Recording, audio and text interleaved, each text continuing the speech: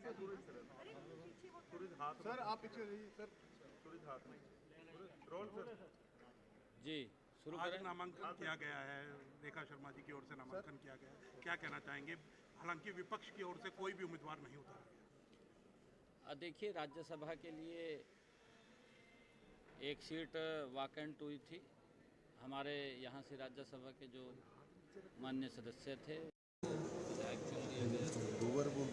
देश के यशस्वी प्रधानमंत्री आदरणीय नरेंद्र मोदी जी, भारतीय जनता पार्टी के राष्ट्रीय अध्यक्ष जगत प्रकाश नड्डा जी और हमारे भारत के गृह मंत्री आदरणीय अमित शाह जी, तमाम उच्च लीडरशिप आदरणीय मनोहर लाल जी, उनका हम दिल से धन्यवाद करते हैं कि उन्होंने हमें हमारी पार्टी की बहुत ही सीनियर और बहुत ही पुरानी, जिन्होंने नीचे ग्रास रूट लेवल से भारतीय जनता पार्टी को लंबे समय से मजबूत करने का काम किया है और पूर्व में महिला आयोग की माननीय चेयरपर्सन रही हैं रेखा शर्मा जी को राज्यसभा के लिए आज नॉमिनेशन फाइल किया है।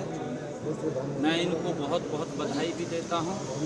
केंद्रीय नेतृत्व का मैं दिल से आभार प्रकट करता हूं कि एक ग्रॉस रूट लेवल के कार्यकर्ता को आज राज्यसभा के अंदर भेजा है। मैं इसके लिए केंद्रीय नेतृत्व का बहुत बहुत धन्यवाद करता हूं और रेखा शर्मा जी को मैं बहुत बहुत बधाई देता हूं और ये हरियाणा का पक्ष राज्यसभा के अंदर रखेंगी मजबूती से, हरियाणा को बड़ा उसका लाभ मिलेगा। इनको बधाई देता हूं और केंद्रीय नेतृत्व का मैं दिल से आभार और धन्यवाद करता हूं। विपक्ष की तरफ से कोई उम्मीदवार नहीं उतारा गया, कैसे देखें? नहीं, देखिए, वो विपक्ष की अपनी स्ट्रेटजी होती है और अपनी स्ट्रेटजी के अनुसार ही वो निर्णय लेते हैं और क्योंकि ये सीट मैंने जैसा बताया भी है कि हमारे राज्यसभा के सांसद थे कृष्ण लाल पंवार जी, वो विधायक चुने गए और विधायक चुने गए तो उनके स्थान पर रेखा शर्मा जी को यहाँ पर भेजा है। मैं इनको बधाई भी देता हूँ, शुभकामनाएं देता हूँ। उनकी अपनी स्ट्रेटजी है कांग्रेस की। बीजेपी महिला सशक्तिकरण की बात करती है, पहले किरण चौधरी जी को भेजा, अब रेखा शर्मा जी को भेज रहे हैं, क्या कहना चाहिए? नहीं, देखिए, आदरणीय प्रधानमंत्री जी लगातार महिलाओं को सशक्त करने के लिए निरंतर प्रयासरत। उनकी जो योजनाएं, जो उनकी नीतियाँ हैं और जो उनकी नीति है वो महिलाओं को सशक्त और मजबूत करने की है।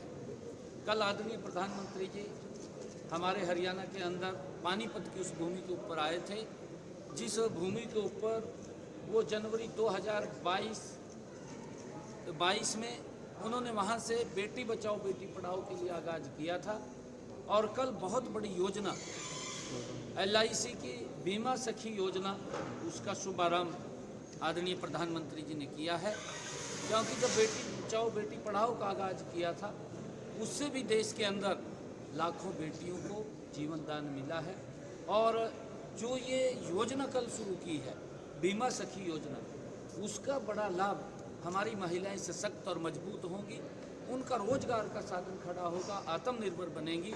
आदरणीय प्रधानमंत्री जी ने कल हरियाणा की भूमि से इस योजना को लॉन्च किया है। मैं इसके लिए भी आदरणीय प्रधानमंत्री जी का धन्यवाद करता हूं। आदरणीय प्रधानमंत्री जी महिलाओं को सशक्त और मजबूत करने के लिए निरंतर वो काम करते रहते हैं और उसका परिणाम है कि देश की महिलाएं आदरणीय मोदी जी, आदरणीय भारतीय जनता पार्टी के साथ वो श्रद्धा से उनको आगे बढ़ाने का काम करती हैं और बहुत सारी योजनाएं हैं जो महिलाओं के लिए हमारी सरकार ने, आदरणीय मोदी जी के नेतृत्व में डबल इंजन सरकार ने वो चला रखी है, जिसका लाभ भी मिल रहा है।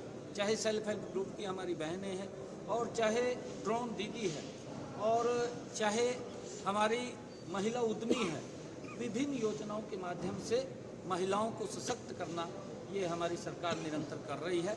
ये पहली बार है, मैं धन्यवाद करना चाहूँगा आदरणीय प्रधानमंत्री नरेंद्र मोदी जी का कि उन्होंने लोकसभा और विधानसभा के अंदर भी 33% का आरक्षण नारी शक्ति वंदन बिल वो भी पास नरेंद्र मोदी जी भारतीय जनता पार्टी ने किया है, जिसका लाभ हमारी बहनों को आदरणीय प्रधानमंत्री जी की जो सोच है कि महिलाएं भी इस देश के विकास के अंदर उनकी भी महत्वपूर्ण भूमिका हो, उसको लेकर के उसको पास किया, उसका लाभ आने वाले समय के अंदर हमारे सर, बच्चे- पंजाब के किसानों से वो खड़ा हुआ है सर। एयरपोर्ट के मामले के लेकर हरियाणा और यूएसए के बीच में क्या एमओयू है और कब तक ये हिसार एयरपोर्ट है, जेवर एयरपोर्ट है, अम्बाला है, कब तक चालू है? जल्दी ही, क्योंकि लगभग वो फाइनल टच में है, उसकी कुछ एक दो एनओसी वो रह गई है, वो जल्दी ही शीघ्र ही आ जाएगी, क्योंकि एक इंस्ट्रूमेंट की आवश्यकता थी।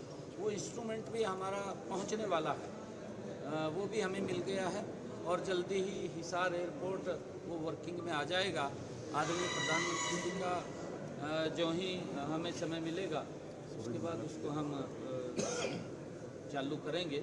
और इसका बड़ा लाभ जो महाराजा अग्रसेन एयरपोर्ट हवाई अड्डा जो हिसार के अंदर बन रहा है, उसका लाभ पूरे हमारे इधर पंजाब के लोगों को भी मिलेगा, राजस्थान के लोगों को भी मिलेगा, हमारे हरियाणा के लोगों को तो मिलेगा ही। क्योंकि हिसार के अंदर जब एक हवाई अड्डा आएगा तो वहाँ पर चाहे इंडस्ट्रियल हब की बात हो, चाहे अन्य विकास के कार्य जो वहाँ पर लोगों को रोजगार की बात हो, उस सारे सिस्टम वो वहाँ खड़ा होगा और उसका लाभ वहाँ के लोगों को मिलेगा। और जल्दी ही, क्योंकि हिसार जो महाराजा अग्रसेन हवाई अड्डा हिसार के अंदर है, उसकी सारी फॉर्मेलिटीज हमने पूरी कर ली है, लगभग फाइनल दिशा के अंदर है और जल्दी ही उसका सर, पंजाब के किसानों से कोई अपील करना चाहेंगे, क्योंकि अभी भी वो जाना चाहते हैं दिल्ली, और उनका कहना है कि हरियाणा सरकार हमारे साथ बर्ताव अच्छा नहीं कर रही है, हमें दिल्ली जाना। नहीं, ऐसा नहीं है, ऐसा नहीं है। किसान हमारे आदरणीय हैं और हम किसानों, मैं किसान का खुद बेटा हूँ और मैं एक छोटे किसान का बेटा हूँ, गरीब किसान का बेटा हूँ। मुझे मालूम है कि किसान की क्या क्या समस्याएं हैं, क्या क्या दिक्कतें हैं। मैं धन्यवाद देना चाहूँगा देश के यशस्वी प्रधानमंत्री आदरणीय नरेंद्र मोदी जी को, जिन्होंने पिछले 10 वर्षों में किसान की मजबूती के लिए अगाध काम किए। मजबूती से किसान को सशक्त करने का काम अगर 10 वर्षों के अंदर हुआ है तो नरेंद्र मोदी जी के कालखंड के अंदर हुआ है। क्योंकि अन्य विपक्षी दल, चाहे कांग्रेस है चाहे कोई अन्य दल है, अभी भी वो लोग इस किसान के नाम के ऊपर इसके अंदर राजनीति ढूंढ रहे हैं। ये दुर्भाग्यपूर्ण है, राजनीति नहीं होनी चाहिए। हमने कहा भी है, कांग्रेस को भी हम बोलते हैं, हमने हरियाणा के अंदर किसान की 100% फसल एमएसपी पर खरीदने का काम किया है। लगातार नरेंद्र मोदी जी देश के किसानों को एमएसपी लगातार बढ़ा करके देने का काम कर रहे हैं हर वर्ष। कांग्रेस ने पिछले दिनों में इस प्रकार का दुष्प्रचार किया कि एमएसपी बंद हो जाएगा। एमएसपी बंद नहीं हो रहा है, कांग्रेस की दुकानदारी बंद हो रही है। और जब कांग्रेस की दुकानदारी बंद हो रही है तो फिर कुछ ना कुछ पीड़ा होती है, और पीड़ा होती है तो इस प्रकार का दुष्प्रचार होता है। मैं कांग्रेस के नेताओं को कहना चाहूँगा, अगर आपको किसान की इतनी चिंता है, राहुल बाबा को भी कहना चाहूँगा, आप हिमाचल प्रदेश में कांग्रेस की सरकार है, हम हरियाणा में 100% एमएसपी पर किसान की फसल खरीद रहे हैं। नरेंद्र मोदी जी लगातार एमएसपी बढ़ा करके देने का काम कर रहे हैं, एक भी फसल नहीं छोड़ रहे हैं। राहुल बाबा, आप भी हिमाचल के अपनी सरकार के अंदर कहिए कि वहाँ के किसानों को 100% उसकी फसल को एमएसपी पर खरीदे। कर्नाटक के अंदर कहे, कर्नाटक में कांग्रेस की सरकार है, क्यों नहीं बोल रहे हैं? अपनी किसान सरकार की तरफ ताला लग जाता है, वहाँ पर जाकर के बोलना चाहिए। अपनी सरकार है, राहुल बाबा को कहना चाहिए, राजनीति नहीं करनी चाहिए कि वहाँ के कर्नाटक के किसान की फसल को 100% एमएसपी पर खरीदे। तेलंगाना के किसान को, वहाँ की सरकार को बोलना चाहिए, राहुल बाबा को। और मैं केजरीवाल साहब को भी ये बात कहना चाहूँगा कि राजनीति को बंद करें। आपकी राजनीति जो भ्रष्टाचार की राजनीति है और जो आपकी लॉलीपॉप की राजनीति है, उसको पूरा देश जान चुका है, कांग्रेस को भी और आम आदमी को। आप पंजाब के किसानों को ये आश्वस्त करिए, उनको आश्वासन दीजिए कि आपकी फसल 100% एमएसपी पर खरीदने का काम पंजाब सरकार करेगी। क्यों नहीं बोलते हैं? पहले अपने गिरे बहा में जा करके देखें, फिर दूसरे के ऊपर उंगली उठाने का काम करें। ये करना चाहिए केजरीवाल साहब को, राजनीति नहीं करनी चाहिए इसके अंदर। किसान हमारे आदरणीय है, मैं किसान का बेटा हूँ, मुझे मालूम है। मैंने खेत के अंदर अपने हाथ से पानी लगा रखा है, खाल के अंदर नक्के मोड़े हैं, मैं किसान की जीरो ग्राउंड की रिपोर्ट जानता हूँ। मैं नरेंद्र मोदी जी का धन्यवाद करता हूँ कि एक गरीब किसान के बेटे को हरियाणा की जिम्मेवारी दी है और उसको मालूम है, नरेंद्र मोदी जी को मालूम है कि किसान को कैसे सशक्त और मजबूत करना है। परंतु ये कांग्रेस पार्टी और अन्य दल मिलकर के जो इंडी गठबंधन के साथ जुड़े हुए हैं, ये किसान के नाम के ऊपर राजनीति कर रहे हैं। अरे उनके सुधार की बात करिए, आपकी सरकारें हैं, आप वहाँ पर जाकर के चिंता करिए, तब जाकर के उंगली उठानी चाहिए।